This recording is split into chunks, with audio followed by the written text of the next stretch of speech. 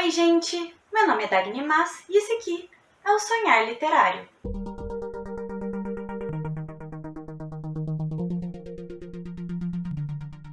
No vídeo de hoje eu vou falar com vocês um pouquinho sobre uma polêmica que voltou a aparecer nas notícias, que é sobre livros que estão sendo reeditados e reescritos para retirada de alguns termos racistas. Desde 2021 eu já tenho visto algumas notícias assim na internet, como por exemplo essa notícia aqui que fala sobre reescrever alguns trechos de obras do Monteiro Lobato por causa do conteúdo racista. E aí, em fevereiro desse ano, no Reino Unido, começaram a falar sobre a reedição e republicação de obras do 007, algumas obras do Roald Dahl, que é autor de Matilda e a Fantástica Fábrica de Chocolate.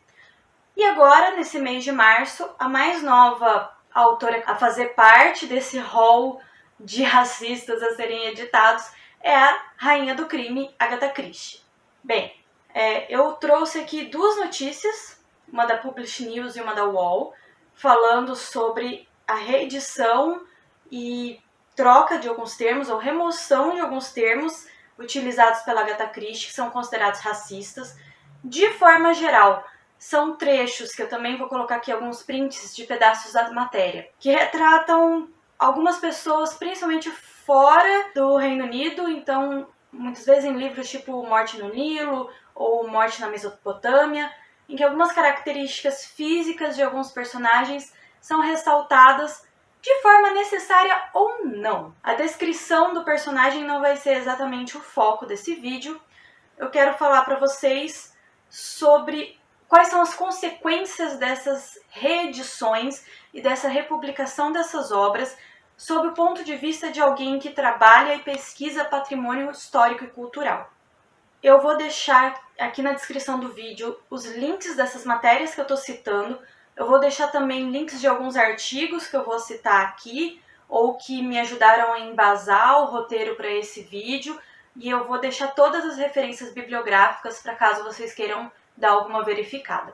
Primeiro de tudo, a literatura é um objeto de arte e, como objeto de arte, ela faz parte da representação da sociedade e uma forma de representar o consciente e o inconsciente coletivo em um determinado período e um determinado contexto histórico e cultural. Então, a partir da segunda metade do século XX, a literatura passou a ser vista como um objeto de estudo histórico e cultural. Ela passa a ser tipo um documento. Quando você pega uma obra, como por exemplo, eu vou mostrar aqui mais pra frente alguns exemplos em O Cortiço, do Aloysio Azevedo.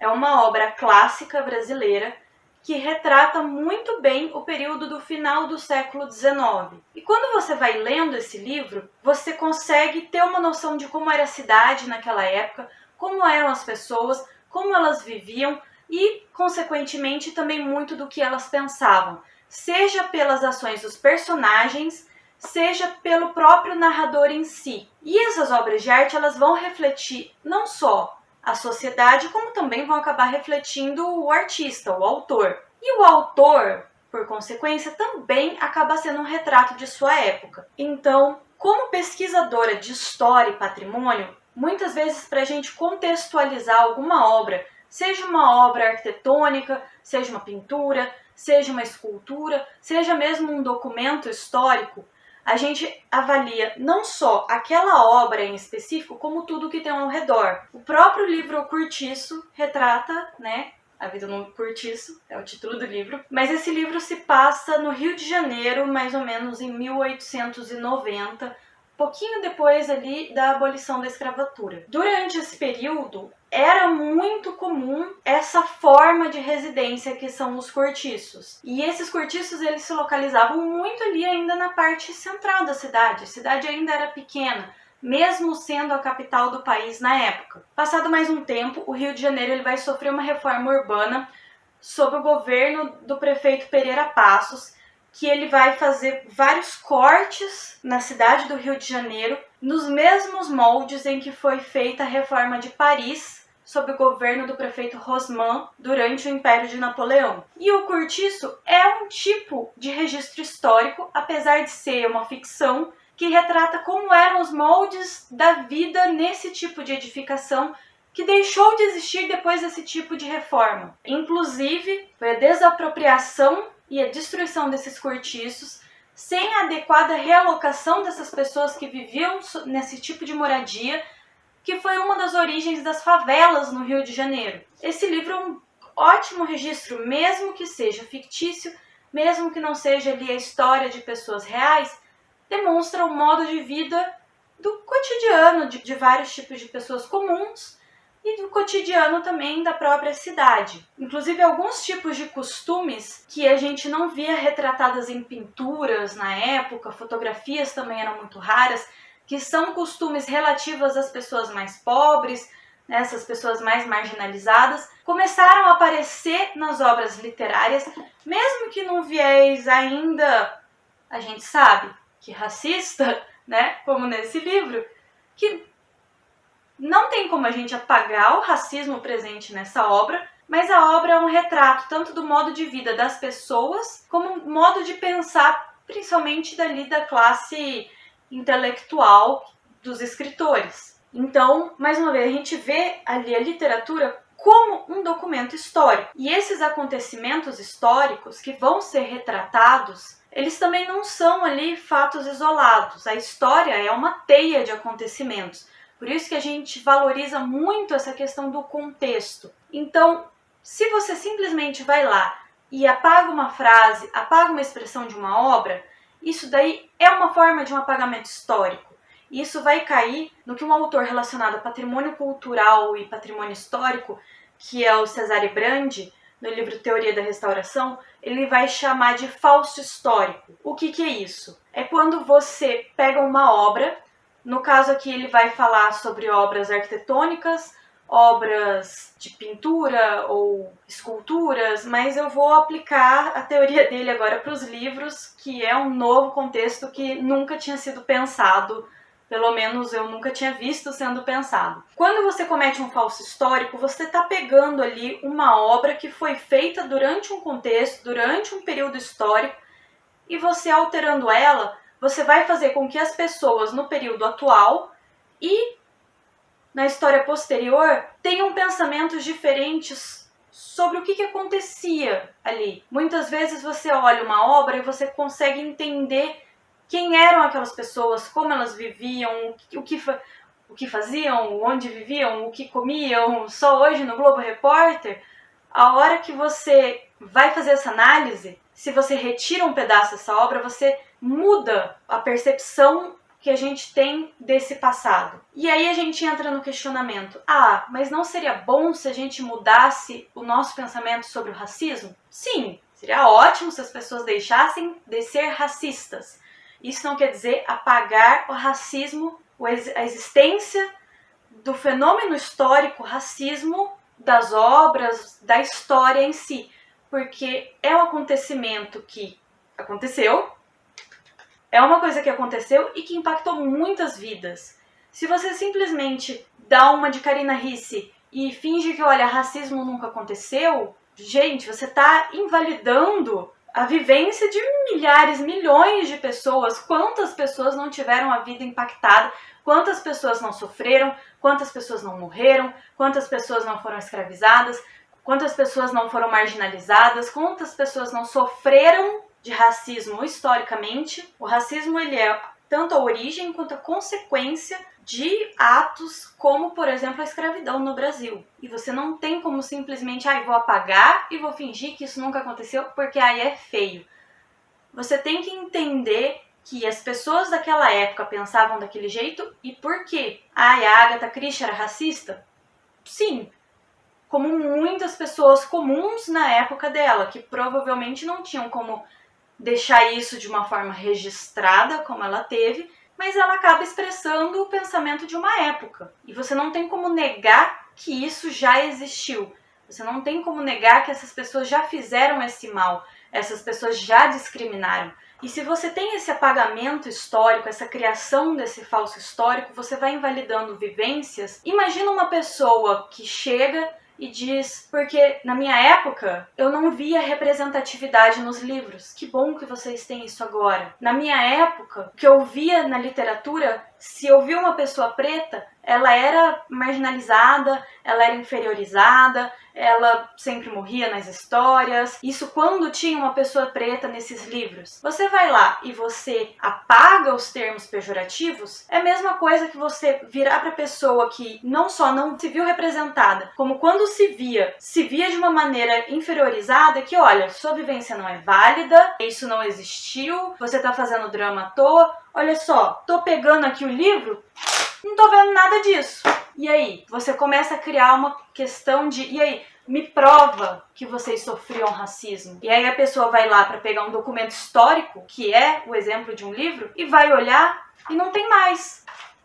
Então, assim, essa questão, o racismo ele precisa ser desconstruído, no sentido de você pegar essa ação, pegar esse pensamento, desmontar, olhar para ele, ver de onde isso veio, para onde isso vai, como isso funciona. Você entender e aí sim você modificar, não apagando aquilo que passou, mas você mudando suas ações daqui para frente. Ah, mas eu quero que as crianças continuem a ler Monteiro Lobato porque ele teve uma grande importância para a literatura nacional brasileira, ele teve uma grande importância para a fantasia brasileira, fez parte da minha infância. Ótimo! As crianças não precisam deixar de ler certos autores. Algumas editoras gringas começaram a publicar, como o exemplo do Roald Dahl, de fazer publicações infantis e publicações adultas da mesma obra, que é a mesma coisa de você fazer um texto simplificado de uma obra. Você tem ali uma versão para o público infantil, uma versão em que Tia Anastácia não vai ser escrava mais no livro. Agora ela vai ser amiga de infância da Dona Benta. E por que isso é uma coisa interessante? Você pode introduzir, por exemplo, a leitura de uma obra do Monteiro Lobato para crianças, ali no ensino fundamental, alguma coisa assim, em que elas vão ter contato com a leitura, contato com a fantasia, uma leitura nacional, uma leitura de aventura, tudo. E depois que essas crianças já estão um pouco mais crescidas, já estão no ensino médio, já estão aprendendo sobre literatura, história, sociologia, filosofia, geografia e todas essas ciências humanas, aí sim, elas já têm um senso crítico em desenvolvimento e elas podem ler a mesma obra, mas no seu formato original, junto com os professores, para estudar por que esse autor tinha alguns problemas, o que eram os termos racistas que eram usados naquela época, como era retratada a escravidão da tia Anastácia. Então, essas são as questões de adaptação para deixar mais palatável para um público infantil, mas a mesma editora precisa tornar acessível também o texto original para que esse texto possa ser estudado, possa ser debatido e possa ser compreendido. E não é dizer que, mas os livros antigos que já foram publicados vão continuar existindo. É só você não comprar essa edição nova, porque a edição nova ela vai se sobrepor a essas publicações mais antigas e isso vai se disseminando num imaginário popular de que aquilo nunca aconteceu. É o que aqui o Cesare Brandi, ele fala que quando você vai fazer um restauro numa questão, colocando na arquitetura, você tem que deixar bem claro o que é a obra original e o que foi colocado depois. Porque uma obra histórica, ela é histórica no momento em que ela foi concebida, mas ela continua sendo histórica durante toda a sua vivência e ela é histórica agora, no momento em que você faz a sua edição. Então a sua edição, ela vai influenciar a todo o público e você tem que pensar em como. Um bom exemplo é, claro que tinha que ser uma edição dantofágica, que são essas edições que têm notas explicativas, sejam notas do tradutor ou notas do editor, em que você contextualiza os termos, tanto contextos de apoio para explicar o contexto histórico para o leitor, quanto no próprio texto mesmo. São aqui sinalizados trechos, que eu vou citar alguns exemplos, como ele tinha paixão pela Rita, e ela, apesar de volúvel como toda mestiça, nota, não podia esquecê-lo por uma vez. Metia-se com outros, é certo, de quando em quando, e o firmo então pintava o caneco, dava por paus e por pedras, enchia-a de bofetadas, mas afinal ia procurá-la, ou ela a ele, e ferravam-se de novo, cada vez mais ardentes, como se aquelas turras constantes reforçassem o combustível dos seus amores. Nota: apesar de volúvel como toda a mestiça, generalização estigmatizadora comum a determinada visão de fins do século XIX, que, como se vê, repercutiu em narrativas literárias.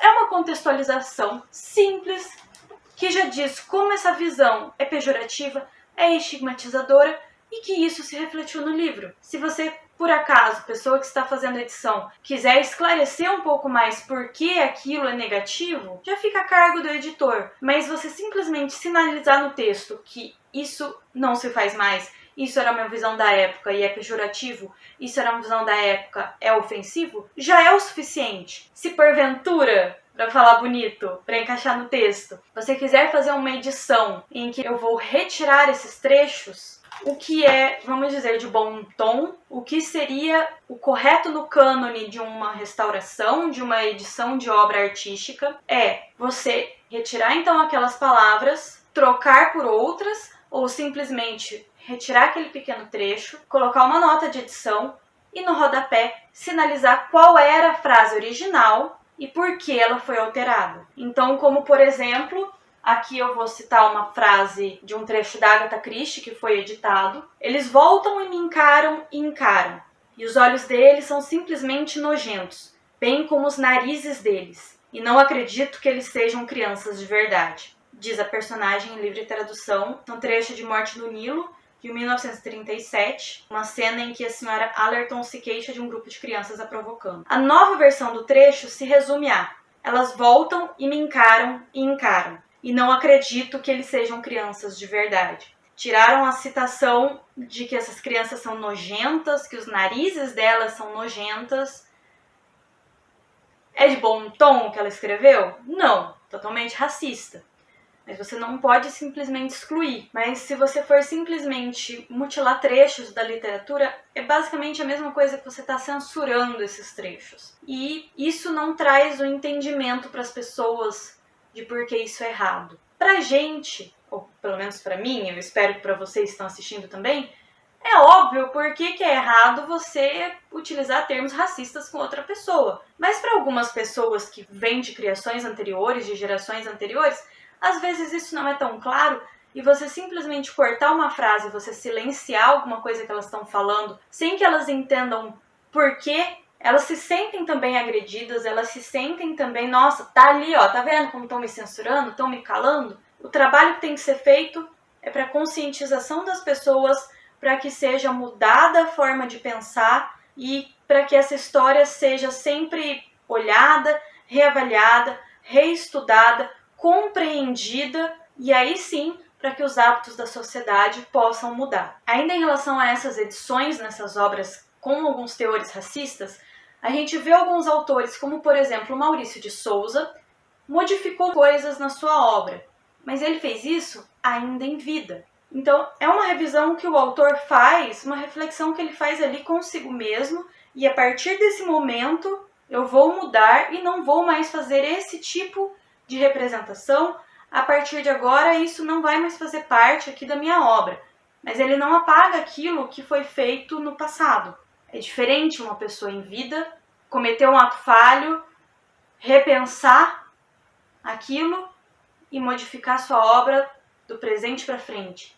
E a gente pegar a obra de uma pessoa completamente problemática, ou às vezes até não completamente, porque o Monteiro Lobato é um exemplo extremo. Pessoa que simpatizava com aquele grupo americano de pessoas que usavam roupinhas. Esse autor que fez parte da Sociedade de Eugenistas de São Paulo. Mas a gente pegar a obra de alguém que conteve algumas falas racistas por questões de seu contexto histórico, de sua época, em que esse tipo de pensamento era um pouco mais normalizado, viveu com isso e morreu com isso. Não é uma reflexão que o próprio autor teve, não é uma edição que o próprio autor quer fazer sobre a sua obra. Isso já é uma edição póstuma que vai vir por terceiros, então já é uma coisa bem complicada, porque aí sim você está mudando o contexto e simplesmente apagando fatos históricos, apagando coisas de uma obra que não era daquele jeito.